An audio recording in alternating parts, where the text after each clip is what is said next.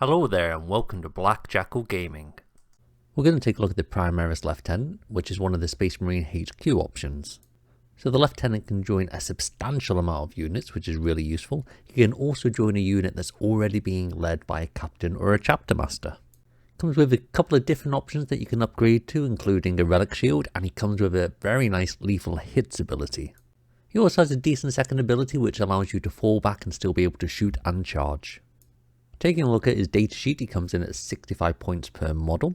He has a movement characteristic of 6 inches, toughness 4, a 3-up save, 4 wounds, 6 leadership and objective control 1. If you equip him with a storm shield, he also gains a 4-up and vulnerable save. For his range profile, he comes in at ballistic skill 2+. It comes equipped as a heavy bolt pistol as standard, and this has the pistol keyword allowing you to shoot when in engagement range. It comes with a profile of 12 inches, 1 attack, strength 4, 1 AP and 1 damage.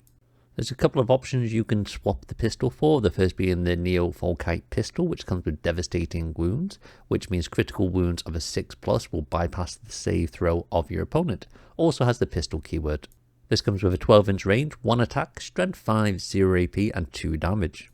Then you have the option of a plasma pistol. This comes with 2 profiles, the first being standard, which has a 12-inch range, is 1 shot, strength 7, minus 2 AP and 1 damage.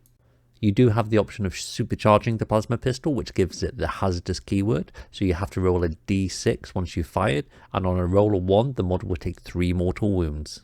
This comes with a profile of 12 inches, 1 attack, and this time strength 8, minus 3 AP and 2 damage, so a nice little bump up there. Depending on the loadout that you go for, you could come equipped with a mastercrafted bolt rifle. This comes with a 24-inch range, 2 attacks, strength 4, minus 1 AP and 2 damage. For his melee profile, he comes in at weapon skill 2+, and as standard he's equipped with a close combat weapon, which is 5 attacks, strength 4, 0 AP and 1 damage. There are 2 upgrade options for this, the first being the mastercrafted power weapon. This comes with 5 attacks at strength 5, minus 2 AP and 2 damage. Or you can opt for something a little bit meatier, being the power fist, which comes in at 4 attacks, strength 8, minus 2 AP and 2 damage. The Lieutenant comes with 2 abilities, of which the first one is called Tactical Precision. So when the Lieutenant is leading a unit, that unit will gain the lethal hits ability for all weapons and all attacks, so any critical hits of a 6 will automatically wound the opponent. His second ability is called Target Priority. What this allows him to do is that the unit he's leading is then eligible to shoot and charge in a turn where they have fallen back out of engagement range or combat. If you do decide to take the Storm Shield, you are restricted to what you can have. You will be equipped with the Mastercrafted power weapon, as well as the Neo-Volkite pistol. They have to be taken with the Storm Shield. You don't have an option of taking them otherwise. Outside of that, you can swap the heavy bolt pistol for the plasma pistol and say have a power fist, which is quite handy. It is 1 attack less than the power weapon, however you are getting 3+ in strength, which is very useful. Same AP, same damage, so losing that 1 attack but being able to target a substantial more amount in the game. Like if you're targeting Space Marines, you're going to be wounding them on 2s rather than 3s, which is a really nice amount to have. If you do opt to take the plasma pistol on the power fist, you do get the mastercrafted bolt rifle as well, so you have a little bit more damage coming in from the ranged attacks. There's really no reason to ever take the close combat weapon without paying for points for it. You're literally just losing out on strength, AP and damage for no reason whatsoever, so you are going to want to take the power fist or the mastercrafted power weapon. Also, the heavy bolt pistol, there's not really much use for taking that. You might as well take the plasma pistol because you are getting that strength 7, strength 8 shot. It's got more AP and you can get the 2 damage. You're going to do much more with it in the game, and the heavy bolt pistol, if it come with the second shot, it might be nice, or maybe a nice little keyword if it had assault attached to it maybe, but there's no real reason to take it over the plasma pistol. So what buffs and combos can you give to the Primaris Lieutenant? Well, there is a substantial amount of units that he can join. The units that he can join are the Assault Intercessors, Blade Guard Veterans, Company Heroes, Hellblasters, Inferno Squad, Intercessors, Stern Guard Veterans, and the Humble Tactical Squad. He can also join a unit that's already been led by a Captain or a Chapter Master, which is quite nice, so you can roll out additional buffs onto units. There's a couple of good options available to him, but one of them could be when he's used with a captain and blade guard veterans.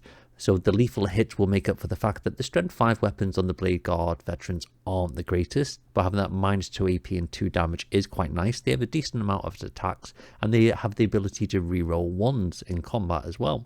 So if you've got lethal hits on this unit, and you've got a 6-man unit with a captain who's got free uses for stratagem, you can get a lot of gameplay out of these, especially if you're targeting something like Strike from the Shadows, which is a stratagem that can be found in the Vanguard Spearhead detachment. This grants you the precision keyword on all of your melee attacks, meaning that you've got a substantial amount of power weapons that you can then use to target characters within units, removing buffs from that units and essentially debuffing them along the way. There's another really good combination which is quite popular at the moment, which you combine in with the Chapter Master Azrael, who's the Supreme Grandmaster of the Dark Angels. You include a 10-man squad of Hellblasters, and this allows you to unleash a substantial amount of medium to high damage, high AP, medium strength attacks, which is really nice. You can also pair this up with an enhancement from the Gladius Task Force called Fire Strike, which allows you to get your lethal hit on a critical hit of a 5+, which is really nice. But you also get sustained hits from Azrael, so you've got a substantial amount of hits coming in at this high firepower. You've also got the option of doing that in Anvil Siege Force by using the stratagem Battle Drill Recall, which grants you the sustained hits keyword, as well as critically hitting on a 5+ if you're stationary. This basically allows you to have a substantial amount of strength 7 and 8 shots coming in with lethal and sustained hits going off. With a high AP and a decent damage amount, you can target a lot of units and wipe them out of the game. When you're coupling in with a lot of these units, the ability to fall back is sometimes undervalued because you don't realize that it's actually quite hard sometimes to kill Space Marines in combat, especially if you're using the likes of Armor Contempt. So having the ability, say for example with the Hellblasters, to fall back and still be able to shoot, and you've got the buffs with Azrael and the Lieutenant, you're going to be able to lay out a substantial amount of firepower down and kill a lot of things in the game. The lethal hits is really beneficial. A lot of the tougher targets that you're targeting, being the toughness 11 and 12, you're going to struggle to wound generally, and they're generally quite high AP, so you don't really want more than the 3 AP that you've got coming in from the Hellblasters. So it's quite a nice profile with the amount of shots that you're going to be putting in.